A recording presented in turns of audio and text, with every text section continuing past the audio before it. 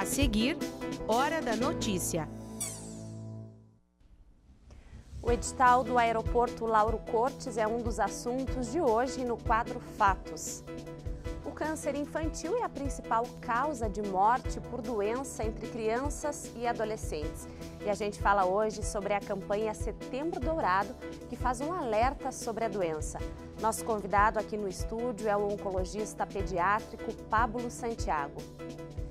Educar é a nossa ação. A campanha foi lançada ontem pela UPF. O brechó da Liga de Combate ao Câncer de Passo Fundo, que ajuda a manter o atendimento para mais de 70 municípios da região. E ainda na série de reportagens sobre as personalidades do tradicionalismo que dão nome aos CTGs de Passo Fundo, hoje vamos falar sobre Joaquim Fagundes dos Reis. Hoje é terça-feira, 18 de setembro, é hora da notícia.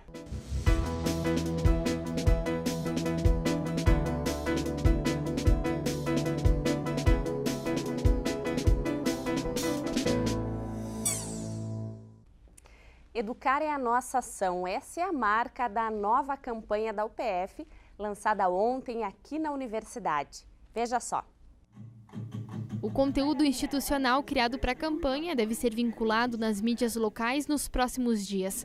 Mas, além disso, a ideia do movimento é também mobilizar ações que reflitam a educação nas escolas da rede pública de ensino. A gente fez uma pesquisa e viu assim que os países que alavancaram seu desenvolvimento, que cresceram, principalmente dos anos 60 para cá, foram aqueles que investiram na educação, investiram no professor, investiram nas estruturas, no processo de educação como um todo. E a universidade, a missão dela é uma missão educadora. Então não é só do professor de licenciatura, senão de todos, né? Então a ideia fundamental foi em cima disso. O movimento Educar é a Nossa Ação não trata só da formação de professores, mas sim da educação enquanto processo. A UPF acredita que só o ensino é capaz de mudar a realidade. Nós, como instituição de ensino, precisamos nos comprometer com isso, com a formação humana e profissional dos nossos estudantes e da sociedade como um todo. Então, a ideia de uma campanha institucional em prol da educação tem um pouco essa finalidade, chamar a atenção da sociedade para essa importante dimensão. Quer dizer, todos precisam, a partir de agora, se comprometer mais com a educação. Falar, todos nós falamos, dizemos que estamos comprometidos, mas efetivamente como é que isso repercute no nosso dia a dia. Então a ideia é tornar, através dessa campanha, a educação como um tema, como uma das principais pautas do nosso cotidiano. Eu invento, reinvento e improviso todos os dias, pois tenho a motivação dentro de mim. Nenhum pai e nenhuma mãe estão preparados para receber a notícia de câncer numa criança ou um adolescente. O câncer infanto-juvenil é a principal causa de morte por doença entre as crianças e os adolescentes, de acordo com o INCA.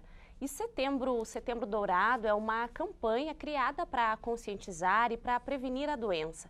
E a gente fala hoje sobre o assunto com o oncologista pediátrico Pablo Santiago. Seja muito bem-vindo ao PFTV, doutor. Obrigado pelo convite. Doutor, quais são os tipos de câncer mais frequentes na infância? O câncer da infância e adolescência é aquela doença que surge entre os 0 e os 19 anos de idade. A principal neoplasia dos 0 aos 14 são as leucemias agudas. Em segundo lugar, são as neoplasias do sistema nervoso central. E a partir dos 14 anos, a parte da adolescência, começam a surgir os linfomas como principal diagnóstico nesses pacientes. Os principais sintomas que são percebidos geralmente, principalmente pelos pais? São sintomas que são comuns para outras doenças também. Esse é o grande desafio para o diagnóstico do câncer, porque eles são sintomas que acontecem em outras doenças também. Agora, tem sintomas constitucionais que devem chamar a atenção, por exemplo, uma febre que não melhora, uma perda de peso de mais do que 5 a 10% do peso que a criança tinha, suores noturnos. Esses são sintomas gerais que são comuns no câncer. O surgimento de aumento de linfonodos, palidez, cansaço, dor no corpo, são todos sintomas gerais que sempre tem que estar com o diagnóstico diferencial tendo o câncer. Esses linfonódulos, eles aparecem em quais áreas, doutor? Pode surgir em qualquer local. A gente tem as crianças pequenas, né, que acabam tendo linfonodos aumentados na região cervical, abdominal. Isso geralmente vem com outros sintomas junto, né? A criança vem demonstrando, né, durante vários dias, várias semanas que não está bem. Então, esses sintomas que dizem para o pai e para a mãe que a criança não está bem são os principais, né? Aquela ideia de que o pai e a mãe, conhecendo a criança, vendo que ela não está bem, é o ponto de partida, muitas vezes, para o diagnóstico. Quanto tempo o pai e a mãe devem esperar para daí buscar ajuda médica? Na verdade, uma criança que tem sintomas, 2, 3 dias de sintomas, né, sempre qualquer pai, qualquer mãe vai acabar procurando o médico. Também o Setembro Dourado tem a ideia de conscientizar as famílias, mas também os profissionais de saúde, porque o diagnóstico do câncer infantil é importante justamente porque quanto mais precoce, maior a chance de cura. Então, não só as pessoas da comunidade, mas também os profissionais de saúde precisam estar atentos da possibilidade dessa doença, até porque não é uma doença tão comum, mas mesmo não sendo tão comum, ela é relacionada com uma alta mortalidade. Como é que as crianças e os adolescentes respondem aos tratamentos para o câncer e se tem alguma diferença no tratamento para um adulto, por exemplo? A gente acaba usando tratamentos mais intensos, as respostas acabam sendo melhores também. O organismo infantil é um organismo novo, né? Então ele tem maior capacidade de recuperação depois de uma quimioterapia, de uma radioterapia. Então, em geral, a resposta do câncer infantil é melhor do que a dos adultos. As taxas de cura em países desenvolvidos, e esse sempre é o nosso empenho, né, em buscar essas taxas, né, melhorando a estrutura do serviço, as taxas de cura giram em torno de 70% a 80% hoje em dia. Então, são altas taxas e esse é o nosso desafio. Como é que é a estrutura que o Hospital São Vicente oferece, por exemplo, hoje aqui para Passo Fundo, para a nossa região, já que é o hospital que o senhor atua? A oncologia pediátrica no São Vicente começou a se estruturar há mais ou menos uns 8 anos e vem melhorando a cada dia. A gente tem um ambulatório já construído, né, para atender as crianças que estão em tratamento. A gente tem a equipe multidisciplinar que cuida de todas as fases do tratamento e os pontos necessários para isso. E a gente está perseguindo agora uma ala de internação para que os pacientes com câncer, que às vezes ficam 1 mês, 2 meses internados, tenham toda a estrutura, porque isso também está relacionado com as chances de cura, né? A melhora da estrutura também, além do diagnóstico precoce, que é o que a gente fala no Setembro Dourado, a melhora da estrutura do hospital também vai estar diretamente relacionada com as chances de cura dessas crianças e desses adolescentes. E vocês estão realizando atividades também referentes à campanha Setembro Dourado aqui em Passo Fundo. No final de semana que passou, a gente fez um encontro dos pacientes curados, né? A gente tem, nesses 8 anos, mais de 100 pacientes que passaram pelo serviço e estão hoje considerados curados da doença. Então, a gente realiza esse encontro dos pacientes que já não estão mais no hospital se tratando e muitas vezes que até criaram vínculos de amizade entre eles por passarem muito tempo, né, dentro do hospital. Então a gente realiza esses encontros, né, como parte das atividades do Setembro Dourado. A gente também fez várias atividades com a equipe multidisciplinar no entorno do hospital, dentro do hospital, tudo para conscientizar a população e os profissionais de saúde. Tá certo. Obrigada pela sua participação aqui no Hora da Notícia e um bom trabalho. Obrigado, Kelly.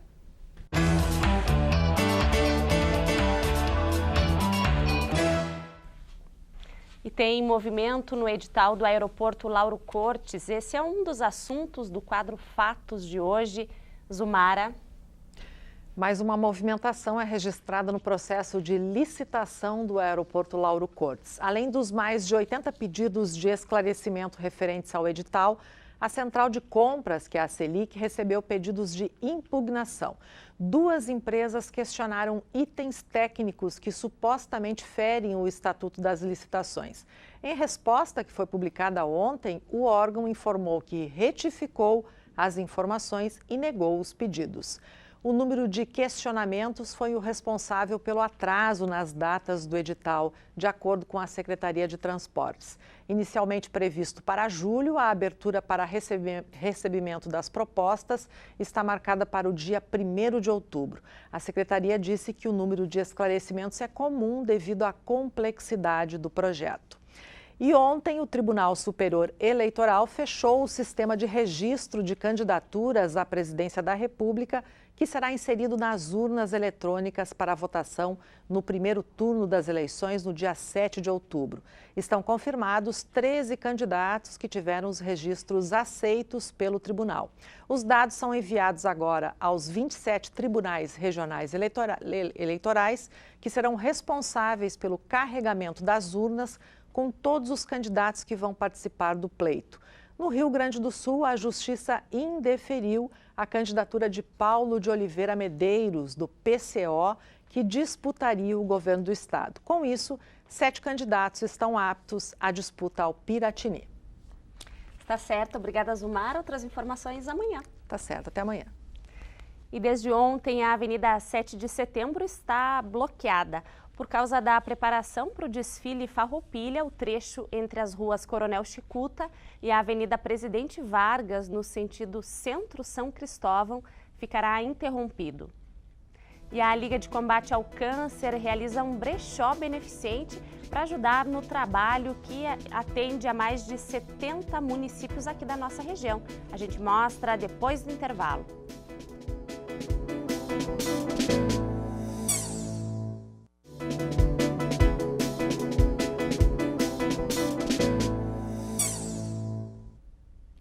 Em ano eleitoral, o tema não poderia ser outro. Política. A imprensa e a política é um dos assuntos do debate do making-off do jornalismo aqui na UPF. A atividade busca aproximar o acadêmico das múltiplas áreas em que ele pode atuar no mercado de trabalho. Jornalistas, juristas e cientistas políticos integram a programação que debate o papel do jornalismo na política, a fake news e o jornalismo político. O making-off começou ontem e segue até essa quarta-feira com mesas de debates pela manhã e também à noite. A temperatura sobe nos próximos dias e o tempo deve ficar encoberto.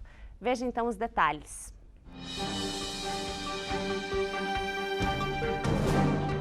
O sol predomina nesta quarta-feira na maior parte do dia, mínima 13 e máxima 25 graus. O tempo fica parcialmente nublado na quinta-feira, mínima 16 e máxima 21 graus. Roupas a partir de R$1, mas tem também calçados, bolsas e até acessórios. O brechó da Liga Feminina de Combate ao Câncer é responsável por uma parcela significativa no orçamento mensal da entidade. A Liga de Passo Fundo atende a mais de 70 municípios aqui da região. A sala está sempre assim, cheia de peças de roupas. Aqui tem calçados, camisas, blusas, acessórios femininos, mas também bolsas, malas e muito, muito mais. E o que chama a atenção é o preço. Por ser brechó, são peças usadas, tudo bem, mas passam por uma triagem que seleciona as roupas e calçados, para garantir qualidade a quem vem comprar. Nada se perde. Nada se perde. Tudo que vem em doação aqui é muito bem-vindo, é muito bem selecionado e se vende por um preço muito irrisório em relação à qualidade do produto que é vendido. E aqui tem peças por R$1, isso mesmo, R$1, R$2, R$3. E por aí vai. A Juliana é da cidade de Jaboticaba, perto de Palmeira das Missões. A filha é assistida pela Liga, está em tratamento há 2 anos. Nesse tempo, a Juliana sempre que está aqui, dá uma chegadinha no brechó. Sempre a gente encontra alguma coisa boa, né? E ajuda também, né, a manter a casa, né? É uma forma de a gente retribuir, né, aquilo que a gente recebe da Liga, né? Não é porque é usado que é ruim.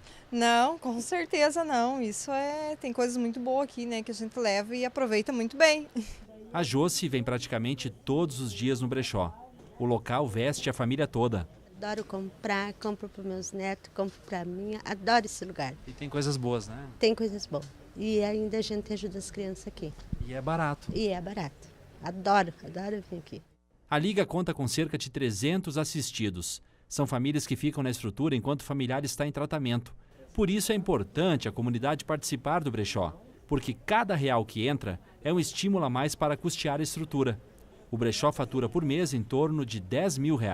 Eu digo que 1/3 da despesa mensal da casa o brechó consegue manter. E nós temos coisas boas para vender. A gente seleciona muito bem todas as doações. O que realmente é bom vem para o brechó. Nós fizemos toda a triagem, nós temos voluntários que fazem a triagem das doações. E aquilo que não serve nem para o nosso assistido e nem para a venda do brechó, a gente repassa para outras instituições que podem aproveitar aquilo que para nós não é necessário.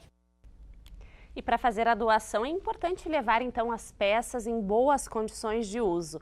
A Liga recebe as doações de segunda a sexta, das 8 da manhã às 5h30 da tarde. Outras informações pelo 3045 45 60. E durante essa semana a gente vai te mostrar um pouquinho da história por trás dos nomes de alguns CTGs aqui de Passo Fundo. Hoje você vai conhecer mais sobre Joaquim Fagundes dos Reis. O busto de Joaquim Fagundes dos Reis dá as boas-vindas logo na entrada do CTG. O quadro talhado à mão mostra a fisionomia do homem que dá nome a esse local. Fagundes dos Reis era militar. Nasceu no Paraná em 1830 e foi designado pela Comandância Militar de São Borja para ser comissário na povoação que deu origem a Passo Fundo. Ele se situou aqui na BR-285, onde hoje encontra o túmulo com seus restos mortais. Ele recebia naquele local ali os tropeiros que passavam viajando, onde passavam a noite, posavam ali, né, faziam suas refeições, tomavam sua cachaça, como se diz, né? E ele foi um dos mentores da fundação da cidade de Passo Fundo. O fato de Fagundes ser um dos fundadores da cidade fez com que o nome e o rosto ganhassem espaço em vários locais. Teve uma turma de amigos em 1962 que decidiram fundar uma entidade tradicionalista. E esses amigos juntos optaram por escolher o nome de Joaquim Fagundes dos Reis, né, que é um dos fundadores da cidade de Passo Fundo. Até hoje nós estamos trabalhando em prol dessa entidade tradicionalista. Fizemos essa nova estrutura agora, ainda temos modificações, ainda temos muita coisa a fazer, mas é um trabalho árduo que a gente faz com serviço voluntário de todas as patronagens que se encontram, né? E estamos aí trabalhando, mudando e cada vez mais em prol da nossa entidade. Ao longo do tempo, o CTG passou por diversas mudanças estruturais, sempre preservando a cultura gaúcha e a história de um dos primeiros homens a pisar por aqui.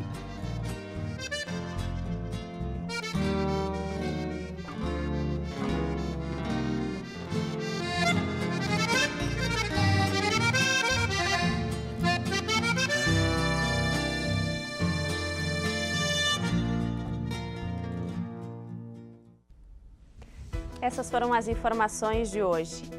E você já curtiu a página da UPF TV no Facebook? Nos acompanhe por lá também para ficar por dentro do nosso conteúdo. A gente volta amanhã ao vivo, ao 12h30. Até mais!